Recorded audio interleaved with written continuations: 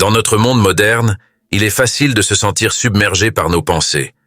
Les inquiétudes, les angoisses et les émotions négatives peuvent obscurcir notre jugement, nous donnant l'impression de perdre le contrôle.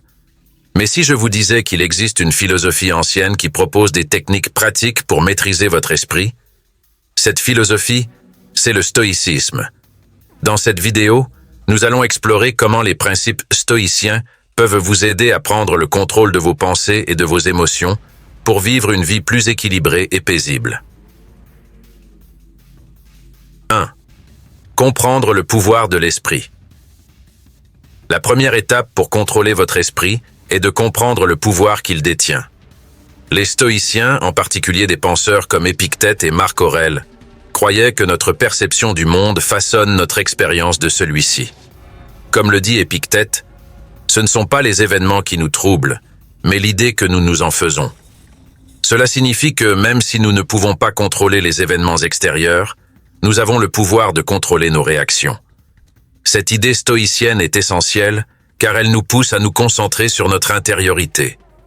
Au lieu d'être à la merci des circonstances extérieures, nous gagnons un sentiment de contrôle en choisissant nos réponses. Nos pensées sont comme des lentilles à travers lesquelles nous voyons le monde. En maîtrisant nos pensées, nous pouvons changer notre perception et, en fin de compte, notre expérience de la vie. Deuxième, la dichotomie du contrôle. L'un des enseignements fondamentaux du stoïcisme est la dichotomie du contrôle. Ce concept affirme qu'il existe des choses que nous pouvons contrôler et d'autres que nous ne pouvons pas. Selon le stoïcisme, les seules choses que nous contrôlons vraiment sont nos pensées, nos croyances et nos actions. Tout le reste, les actions des autres, les événements extérieurs et les résultats, est hors de notre contrôle. Comprendre ce principe est la première étape vers la liberté mentale. En ne se concentrant que sur ce que nous pouvons contrôler, nous nous libérons de l'anxiété et du stress liés à l'envie de changer l'incontrôlable. Par exemple, si vous êtes anxieux à propos d'un entretien d'embauche, rappelez-vous que vous ne pouvez pas contrôler les pensées de l'intervieweur ni la décision finale. En revanche, vous pouvez contrôler votre préparation et votre état d'esprit avant l'entretien. Un exercice utile pour appliquer ce principe est de noter vos inquiétudes et de les classer en 2 colonnes, les choses que vous pouvez contrôler et celles que vous ne pouvez pas. Une fois que vous les avez séparées, concentrez votre énergie sur ce que vous pouvez contrôler et laissez le reste de côté. Troisième, repensez les pensées négatives, la réévaluation cognitive. Le stoïcisme enseigne l'art de reformuler. Dans ses pensées, Marc Aurèle conseille « Choisissez de ne pas être blessé et vous ne vous sentirez pas blessé ». Cela illustre la pratique stoïcienne de la réévaluation cognitive, qui consiste à changer la façon dont nous percevons les événements. Lorsque vous faites face à des émotions négatives, prenez le temps de remettre en question vos pensées initiales.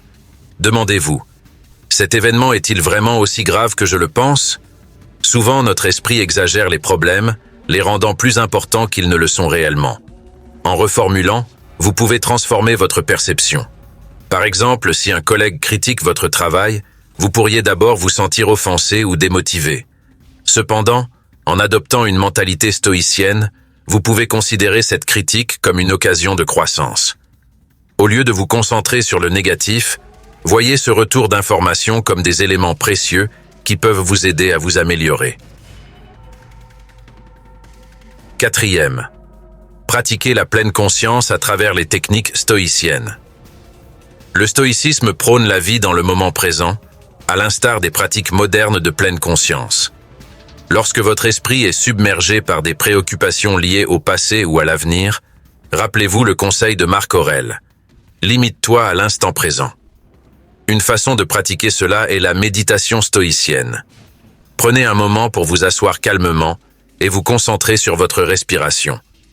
Observez vos pensées lorsqu'elles surgissent, mais au lieu de vous laisser emporter par elles, considérez-les comme des nuages passant dans le ciel. Reconnaissez que vos pensées sont distinctes de qui vous êtes. Elles ne vous définissent pas. Cette pratique aide à créer une distance mentale, vous permettant de réagir aux situations de manière plus calme et rationnelle. Cinquième, la visualisation négative. Se préparer à l'adversité.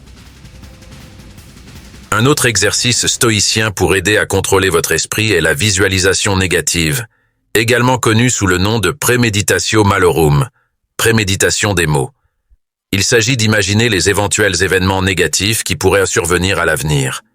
Bien que cela puisse sembler contre-intuitif, les stoïciens croyaient qu'en visualisant les pires scénarios, on réduit leur pouvoir sur nous. Par exemple, si vous avez peur de perdre votre emploi, passez quelques instants à imaginer ce scénario en détail.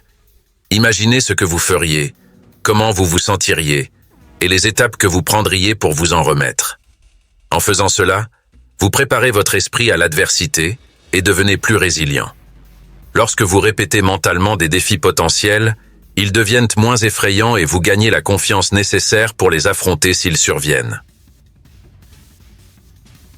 6. La pratique du désagrément volontaire. Pour maîtriser votre esprit, les stoïciens recommandèrent la pratique du désagrément volontaire. Cela signifie vous exposer délibérément à des formes mineures d'inconfort afin de renforcer votre force mentale. Sénèque, un grand philosophe stoïcien, conseillait de pratiquer la pauvreté en mangeant parfois des repas simples et en portant des vêtements ordinaires. Le but de cet exercice n'est pas de chercher la souffrance pour elle-même, mais de se rappeler que vous pouvez supporter l'inconfort. En affrontant et en embrassant de petits défis, vous entraînez votre esprit à rester calme et composé lors d'adversités plus importantes. Cette pratique aide à réduire la peur et l'anxiété des futurs désagréments, car vous avez déjà prouvé à vous-même que vous pouvez les affronter. 7. Acceptez le destin avec amor fati. Un enseignement clé du stoïcisme est l'amor fati, qui signifie l'amour du destin. Il encourage l'acceptation de tout ce qui se passe dans la vie comme faisant partie de l'ordre naturel. Au lieu de résister ou de se plaindre des circonstances, les stoïciens nous apprennent à les embrasser pleinement. Lorsque vous pratiquez l'amor fati, vous renoncez à l'envie de tout contrôler. Accepter la vie telle qu'elle se présente vous aide à maintenir une paix mentale, même dans les moments difficiles. Rappelez-vous que les événements se produisent pour des raisons indépendantes de votre contrôle et que votre tâche est d'y répondre de la meilleure façon possible. 8.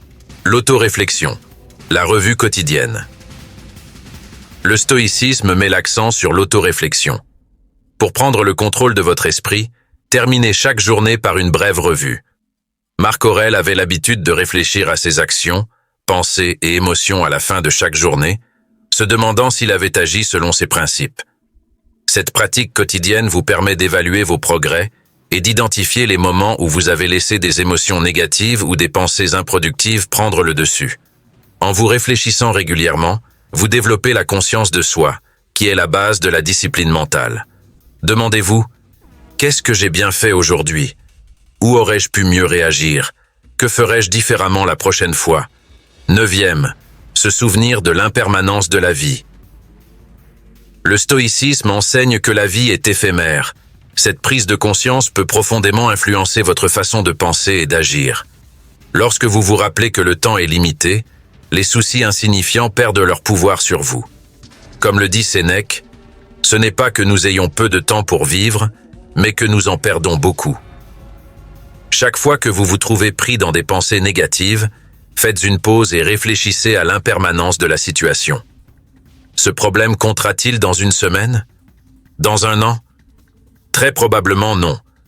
En adoptant cette perspective plus large, vous entraînez votre esprit à lâcher prise sur les angoisses inutiles et à vous concentrer sur ce qui compte vraiment.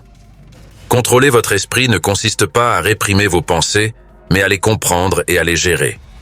Le stoïcisme offre des outils pratiques pour développer cette discipline mentale, vous aidant à naviguer dans la vie avec plus de clarté, de compréhension et de calme.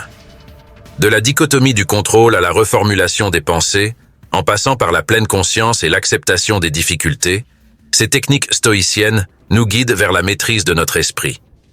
En intégrant ces pratiques dans votre routine quotidienne, vous pouvez transformer votre manière de penser, de ressentir et de réagir face au monde qui vous entoure. Rappelez-vous, le chemin du stoïcisme est un voyage de toute une vie vers l'amélioration de soi. En cultivant votre esprit avec ces principes, vous serez mieux préparé à affronter les défis de la vie avec sagesse et paix intérieure.